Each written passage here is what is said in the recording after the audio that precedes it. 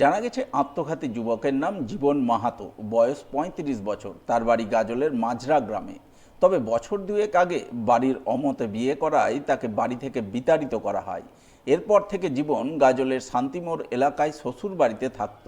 মাঝে বেশ কয়েক মাস স্বামী স্ত্রী দুজনে মিলে ভিন রাজ্যে কাজ করতে গিয়েছিল। কিছুদিন আগে ভিন রাজ্য থেকে শ্বশুর বাড়িতে ফিরে আসে।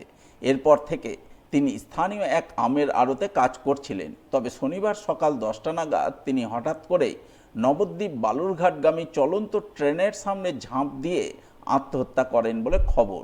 মৃতের স্ত্রীসহ শ্বশুরবাড়ির লোকজনেদের দাবি, জীবন সম্ভবত মানসিক অবসাদে ভুগছিলেন, সেই কারণেই এই কাণ্ড ঘটিয়েছে।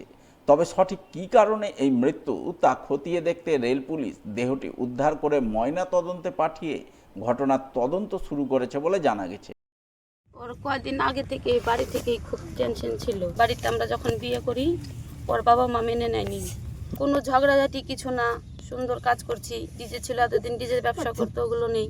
একটু নেশা করতো, কালকে থেকে একটু নেশা করছিল।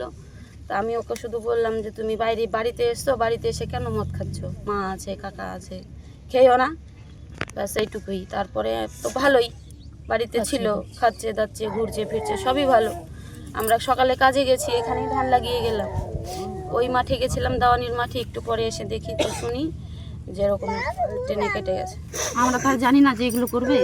আমরা এখান থেকে ধান লাগিয়ে গেছি, ওখানে যে আর একটা মাঠে গেছি, তখন এসে শুনছি যে এরকম, যে আগে থেকেই মানসিক কোনো চাপ ছিল, যে বাবার বাড়িতে কেউ তো মেনে নিচ্ছে না, বাবার বাড়িতে কেউ মেনে নিচ্ছে, মানসিক চাপ ছিল, হয়তো ছিল, না হলে কেন করবে।